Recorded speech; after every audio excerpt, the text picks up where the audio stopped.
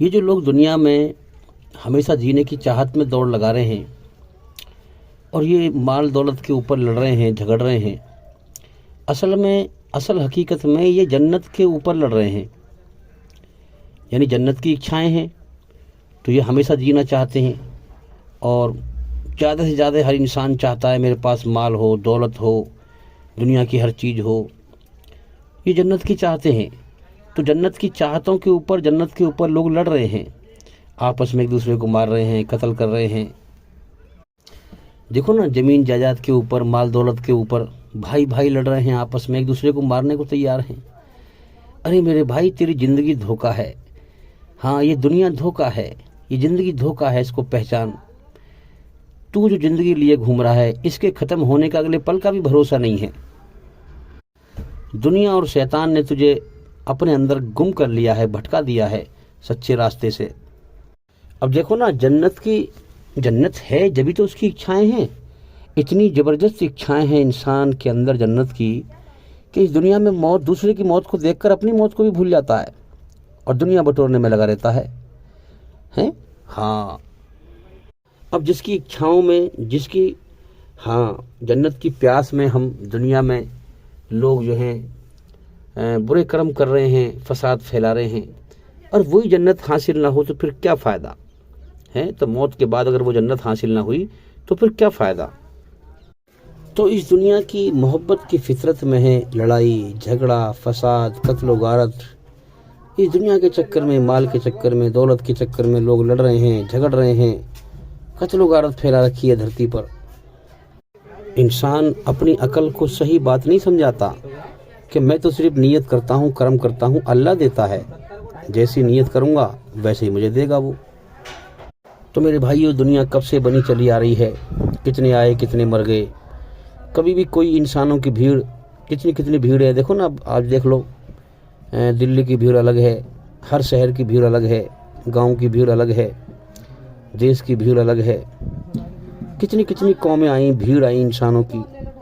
कोई भी कौम अल्लाह ने भूख की वजह से नहीं मारी, कोई भी कौम भूख की वजह से नहीं मरी। अल्लाह ने हर कौम को, हर इंसानों की भीड़ को भरपूर जो है रोजी दी, जो भी कौम सजा दी है। हाँ, अल्लाह फरमाता है कि हमने कौम को पैदा करते हैं, ज़िंदगी देते हैं, ज़िंदगी जीने के साधन देते हैं। कोई भी कौम हमने भूख से नहीं मारी। जब उन्होंने धरती को, दुनिया को बहुत कुछ समझकर सच पे गौर ना किया कि हमारी जान अल्लाह के कब्जे में है, कभी भी मौत दे के उठा सकता है, और दुनिया बटोरने में उन्होंने दौड़ लगाई, दुनिया को हमेशा का घर समझा, धोखे के पीछे भागे और धरती पे फसाद फैलाया, जुल्म जास्ती की, कत्ल गारत फैलाई, तब हमने कौमें बर्बाद करी। हाँ, अल्लाह ताला हमसे भी कहता है कि तुमसे पहले बहुत आए, बहुत पैदा करे हमने। जब उन्होंने धरती पर फसाद फैलाया, हमने उनका दुनिया से पत्ता काट दिया। अब तुम्हारी बारी है, तुम भी करो कर्म, इम्तिहान दो, फिर तुम्हें भी उठाएंगे मौत दे करके। मेरे भाइयों, यही संसार का सच्चा मालिक है। कहाँ भटक रहे हो शैतान के धोखे में? जिस मालिक, जिस पालनहार, जिस रब का पैगाम मोहम्मद सल्लल्लाहु अलैहि वसल्लम लेके आए, वही संसार का सच्चा मालिक है मेरे भाइयों। हाँ, उसी रब के सामने नमाज पढ़ी जाती है। मैं उस रब के सामने नमाज पढ़ता हूँ जिसने हर चीज़ को पैदा करके जीवन देकर जीवन जीने का तरीका सिखाया। हाँ, ज़िंदगी जीने की ज़रूरत लगाकर फिर उन्हें पूरी करता है। याद रखना, पानी से प्यास नहीं बुझती, अल्लाह के हुक्म से प्यास बुझती है। खाने से भूख नहीं मिटती, अल्लाह के हुक्म से भूख मिटती है। तो मैं उस रब के सामने नमाज पढ़ता हूँ, हाँ, जिसने सूरज को पैदा करके उसे निकलना और छुपना सिखाया, जिसने हवाओं को पैदा करके उन्हें चलना सिखाया। तो मेरे भाइयों, उसने हमें बेकार पैदा नहीं किया। अपनी रचना में सत्य का रास्ता उसने अपना बनाया है, बुराई का रास्ता शैतान का है। हाँ, कुरान सच कहता है, पहचानो, कुरान की बात सुनो और इस कायनात में गौर करो, फिर देखो कि किसकी बात सच्ची है, कौन सच बोल रहा है। इसलिए उसने अपनी रचना को हमारे अंदर रचा ही इसलिए है ताकि वो इस रचना के आधार पर हमें हमारे कर्मों का बदला दे। हाँ, तो मेरे भाइयों, जब अल्लाह अपनी रचना के आधार पर सबको बदला देगा तो धरती में एक एक कब्र की जगह में से 70-70 हजार इंसान निकलेगा। इसीलिए हदीस में कहा गया है कि एक एक कब्र से 70-70 हजार मुर्दा निकलेगा। कितने लोग इस दुनिया में आए और कितने मर गए, एक एक जगह पर कितने कितने लोगों के जर्रे मिले हुए हैं, हाँ कितने कितने लोग दफन हुए हैं। अरे मेरे भाई होश में आ, अल्लाह के सामने घमंड ना दिखा। तुझे जरा सी तकलीफ भेज दे तेरी हालत बदल जाती है। तेरी हालत क्या बन जाती है? जरा सी बीमारी भेज दे, तकलीफ भेज दे तो तेरी हालत क्या बन जाती है। तो अल्लाह के सामने घमंड ना दिखा, धोखे को पहचान। अगर घमंड दिखाएगा तो धोखे भी चल के मर जाएगा। अल्लाह से डर जा, उसके सामने झुक जा, उससे सच्चाई को मांग, फिर वो तुझे सच्चाई दिखाएगा। मुसलमान तो बनना बड़ा आसान है, मुसलमानों में पैदा हो गए, मुसलमान बन गए, हमने कौन सा तीर मार दिए। लेकिन मेरे भाइयों, क्या मुसलमानी मुआशरे में बुराई नहीं है? देखो, हर धर्म धरती पे बुराई आम है कि नहीं? मुसलमानों के अंदर बुराई आम है, शैतान ने सबको प्रोपेगेंडे में फंसा रखा है। हिंदुओं के अंदर भी बुराई है, मुसलमानों के अंदर भी बुराई है, हर धर्म वाले जो कौम के लोग हैं, गिरोह के लोग हैं, उन सब के अंदर बुराई है। अब असल बात है, अल्लाह के यहाँ अगर ईमानदार अपने आप को साबित करना चाहते हो तो उसकी बनाई हुई रचना के आधार पर इस कुरान के द्वारा पूरी तरह बुराई से बचो और पूरी तरह अच्छाई पर चलो। शैतान के मकरो फरेब को पहचानो। अगर मौत के बाद नरक की आग से बचना है तो शैतान के प्रोपेगेंडे को समझो। उसने सब जगह बुराई आम कर रखी है, भटका रखा है। इंसान समझ नहीं पा रहा है सही धर्म क्या है। हाँ, अल्लाह की बनाई हुई रचना के आधार पर कुरान के द्वारा अपनी आत्मा को बुराई की गंदगी से पाक करो, तब बनोगे ईमानदार। और खुद सच्चाई पे चलो और सच्चाई को दुनिया में फैलाओ। हाँ, इस धरती पर शैतानी हुकूमत छाई हुई है, जुल्म जास्ती की हुकूमत छाई हुई है, जातिवाद के नाम पर फसाद हो रहा है। हाँ, ईश्वरी रचना के खिलाफ हुकूमत छाई हुई है। शैतान ने जो है तांडव मचा रखा है धरती पर। तो अगर हम ईमानदार हैं, सच्चे हैं, तो हम खुद पहले अपनी जात पर जो है कुरान को नाफिज करें, जो है अपने अंदर की बुराइयों को ख़त्म करें। ये पहला जिहाद है, अपनी बुराइयों के खिलाफ जद्दोजहद करना। उसके बाद फिर हमारा घर है, वहाँ बुराइयों को जो है शैतान की बुराइयों को भगाएं, मेहनत करें, कोशिश करें। उसके बाद फिर हमारा माहौल है, पूरी दुनिया है, और फिर जो है अल्लाह की हुकूमत को कायम करें, जुल्म जास्ती को धरती पर रोकें। अब शैतानी हुकूमत छाई हुई है और हम अपने मुसलमान बने हुए नमाज पढ़ लेते हैं भाई। अरे मेरे भाई, शैतान की हुकूमत में, जुल्म जास्ती की हुकूमत में रहना अगर अल्लाह की हुकूमत नहीं है, शैतान की हुकूमत है, तो इस हुकूमत में सांस लेना भी हराम है। हाँ, क्योंकि हमने बुराई को एक्सेप्ट कर रखा है। ये तो हमारी रस्म है, जो नमाज पढ़ रहे हैं, हम रोजे रख रहे हैं, ये तो हमारी मनमानी है, रस्म है। ये कोई ईमानदारी नहीं है। ईमानदार इंसान कभी भी बेईमानी पर राजी नहीं होगा। जो बेईमानी पर राजी हो जाए वो ईमानदार कहाँ रहा, फिर वो भी बेईमान बन जाएगा। इसलिए ईमानदार की पहचान ये है कि वो बेईमानी से राजी नहीं होगा। सच्चे की पहचान ये है ईश्वरी रचना के आधार पर कि वो झूठ से राजी नहीं होगा, झूठे से राजी नहीं होगा। शैतान ईश्वरी रचना के खिलाफ चलाता है, धरती पर फसाद फैलवाता है। सब एक माँ बाप की औलाद हैं, सबका मालिक एक है, इनमें आपस में मारकाट करवाता है, धर्म के नाम पे फसाद फैलवाता है। अब अल्लाह ताला अपनी रचना के आधार पर टेस्ट लेता है, हाँ, कि कौन कौन ईमानदार बनते हो, मैदान में आओ।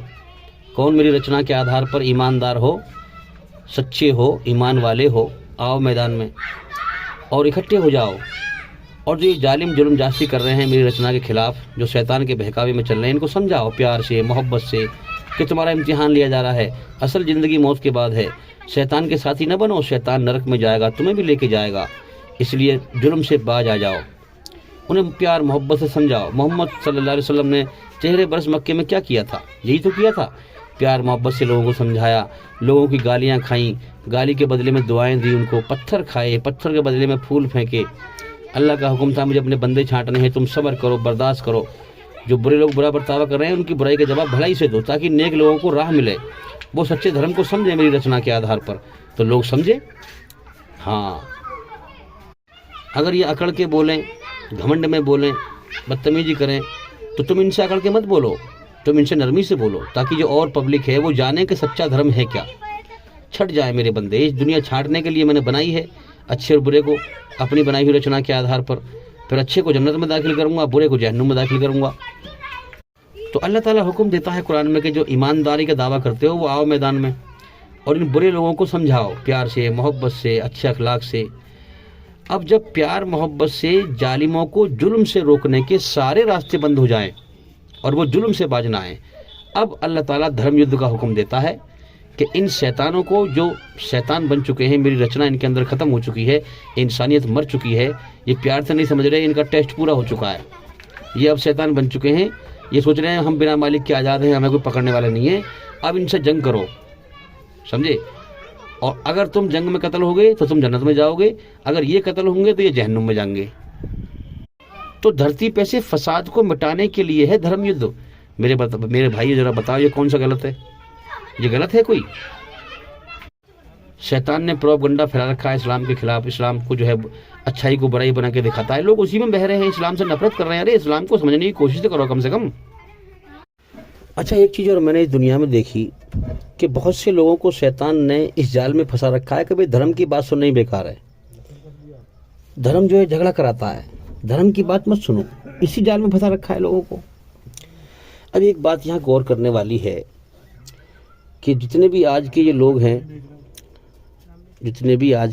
हैं जो आजकल नस्ल धरती पर घूम रही है, मैं इन सब से पूछता हूँ, जब हम दुनिया में आए तो हिंदू मुसलमान ये धर्म का मामला पहले से था या नहीं? पहले से था, पहले से ये मामला चल रहा था। तो मेरे भाइयों, हम गौर करें कि हाँ, हकीकत में ईश्वर का कानून है इस धरती पर और वो इस्लाम है। हाँ, ये पहले से ही जो है हिंदू मुसलमान के झगड़े हो रहे थे, पहले से चल रहा था मामला, और अब भी हमारे सामने चल रहा है। तो हम गौर तो करें कि क्यों चल रहा है, क्यों हो रहा है।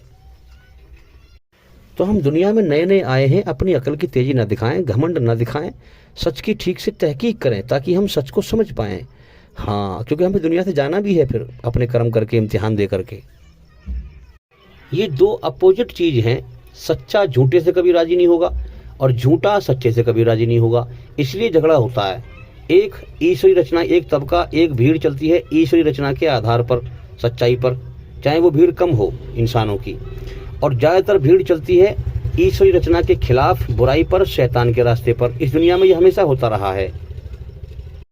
तो शैतान का प्रोपगंडा इस दुनिया में पहले से ही है, हमारे दुनिया में आने से पहले ही था।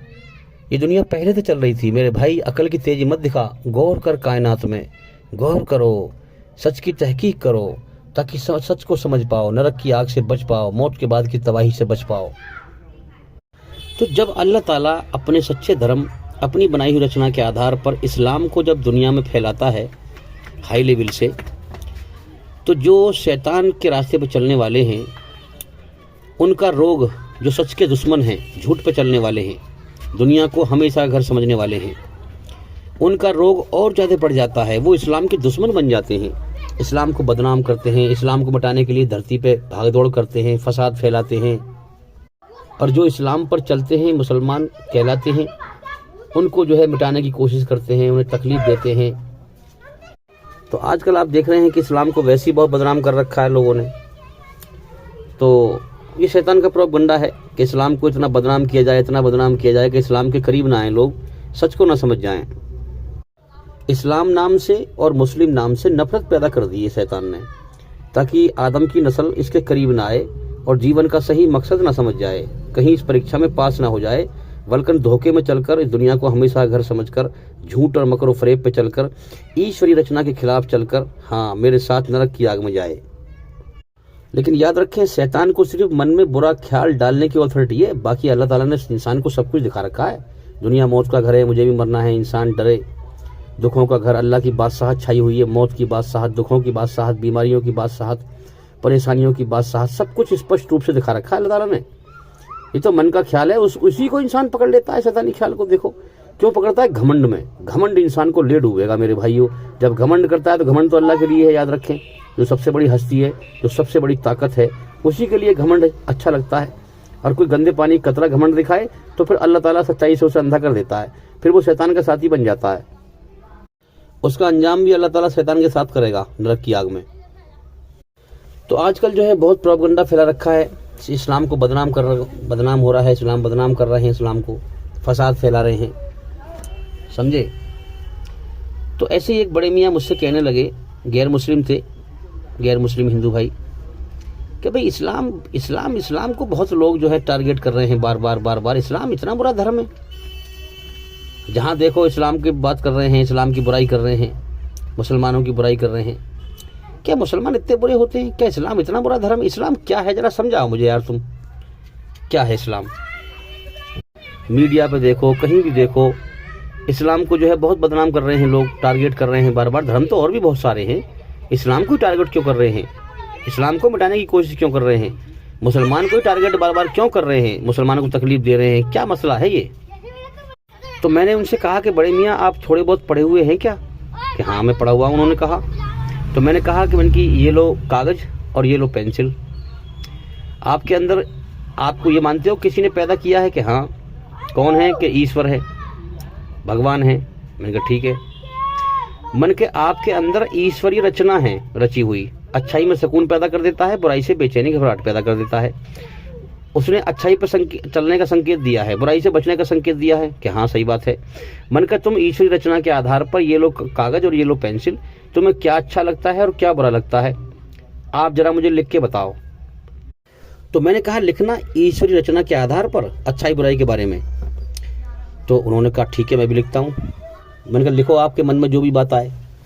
उन्होंने लिखा कि सच बोलना अच्छा काम है, झूठ बोलना बुरा काम है, अच्छाई पर चलना अच्छा काम है, बुराई पर चलना बुरा काम है, धरती पे किसी को तकलीफ देना ये बुरा काम है, ना देना अच्छा काम है, भगवान की भक्ति करना अच्छा काम है, भक्ति ना करना बुरा काम है। तो उन्होंने लिखा। मैंने उनसे कहा कि बताओ मुझे क्या क्या लिखा है। उन्होंने कहा कि सच बोलना अच्छा काम है। मैंने कहा इस पर राइट कर दो। फिर मैंने कि आगे क्या लिखा है कि झूठ बोलना बुरा काम है। मैंने कि इस पर कट कर दो, कट का निशान लगाओ। अच्छाई पे चलना अच्छा काम है। मन का इस पर राइट का निशान लगाओ। बुराई पे चलना बुरा काम है। मन की इस पर कट का निशान लगाओ। धरती पर किसी को तकलीफ न देना, मन की इस पर राइट का निशान लगाओ, अच्छी बात है। और किसी को तकलीफ देना, इस पर कट का निशान लगाओ, ये बुरी बात है। भगवान की भक्ति करना, मैंने कहा राइट का निशान लगाओ। भगवान की भक्ति करना अच्छा काम है, राइट निशान लगाओ। उन्होंने लिखा हुआ था ना भगवान की भक्ति करना अच्छा काम है, मैंने राइट निशान लगाओ। और ना करना ये बुरा काम है, मन की कट का निशान लगाओ। तो उन्होंने कई सारी बातें लिखी। और फिर मैंने उनसे कहा लास्ट में कि जो आपने राइट का जो निशान लगाया है, मैंने लगवाया है, ये सारी बातें आपको पसंद है? कि हाँ बिल्कुल, ये बातें बेहतरीन बातें हैं, ये पसंद है मुझे। और मन की जो मैंने ये कट का निशान लगवाया है आपकी लिखी हुई बातों पर, ये आपको पसंद है क्या? कि नहीं यही पसंद नहीं है मुझे। मन की जो मैंने राइट का निशान लगवाया है, जो आपको पसंद है, यही इस्लाम है, यही है इस्लाम। ईश्वरी रचना के आधार पर अच्छाई पर चलना, बुराई से बचना। उन्होंने कहा अच्छा ये है इस्लाम? कि हाँ। कि लो हमें तो समझ ही नहीं पा रहे बात को। मैंने कहा शैतान ने इतना प्रोपगंडा फैला रखा है आदम की नस्ल में कि लोग समझ नहीं पा रहे इस्लाम को। तो उन्होंने कहा कि इस्लाम तो फिर बढ़िया धर्म है, इसे लोगों ने बदनाम कर रखा है। मन की इस्लाम का ज्ञान हासिल करो, समझो।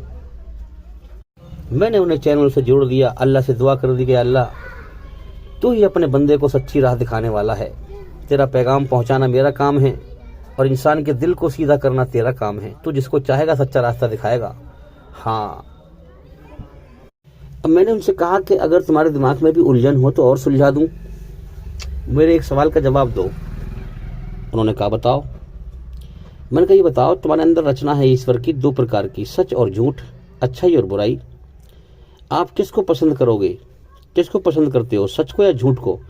उन्होंने कहा सच को। मन की सच्ची तो इस्लाम है और झूठ जो है वो गैर इस्लाम है।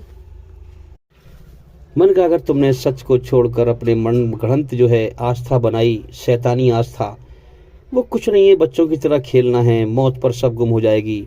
हकीकत के सामने झूठा गुमान नहीं चलता, झूठी आस्था नहीं चलती, तबाही मुकद्दर बन जाएगी, फिर जीवन की बाजी हमेशा के लिए हार जाओगे। इसलिए सत्य को पहचाने और उसको माने। एक एक पल जीवन खत्म हो रहा है, जीवन खत्म हो रहा है, जो समय लेके आए हैं वो खत्म होने की तरफ जा रहा है। इम्तिहान का समय कम होता जा रहा है, कम होता जा रहा है और इंसान को कोई परवाह नहीं है कि सच की तहकीक करे, जागे, जल्दी से ज़िंदगी में इनकलाब आए, हैं, ईश्वरी रचना के आधार पर उसकी पहचान करे, उसकी खोज करे, हकीकत पे गौर करे। ईमानदारी से बताओ, किसी इंसान को भूख लगी हो और उसके सामने खाना रखा जाए कि भाई ले खा ले, तेरी भूख मिट जाएगी। अब वो कहने लगे नहीं नहीं, मैं ये खाना सच नहीं है, मैं इसको नहीं खाऊंगा, सच ये है कि मेरी भूख मिट जाएगी ऐसे ही बिना खाए। ईमानदारी से बताओ, क्या उस इंसान को लोग पागल ना कहेंगे कि ये पागल है? वो पागल घोषित कर देंगे उसको, और हकीकत बात भी है। अब कोई इंसान ईश्वरी रचना के आधार पर सच को ठुकरा करके और अपने मन घड़ंत आस्था बनाए, यकीन बनाए, तो उसे वो पागल नहीं है फिर? क्यों जी, आंखों देखी मक्खी खाए इंसान, वो पागल नहीं है क्या? क्यों है पागल? क्योंकि अल्लाह के सामने जो घमंड दिखाएगा, अल्लाह उसे अकल उसकी खराब कर देगा और उसे पागल कर देगा, और वो ज़िंदगी के मकसद से सोया रहेगा और मौत पे फिर झटका देगा। हाँ, मौत पे पहला थप्पड़ लगाएगा, सोई जाग जाएगा और फिर अपनी आंखों के सामने अपनी बर्बादी को देखेगा। तो भाई सच पर गौर करें और हमारे चैनल के अंदर जा कर के एक एक करके सभी वीडियो देखें और सुनें, ताकि जल्दी से जल्दी अंधकार से निकलकर रोशनी में आएँ और इस्लाम के प्रकाश को समझ सकें। उम्मीद करता हूँ कि हमारी इन बातों से आपको काफ़ी फ़ायदा हुआ होगा, और भाई इंशाल्लाह ज़िंदगी रही तो फिर मुलाकात होगी। अस्सलामु अलैकुम वरहमतुल्लाहि वबरकातुहू।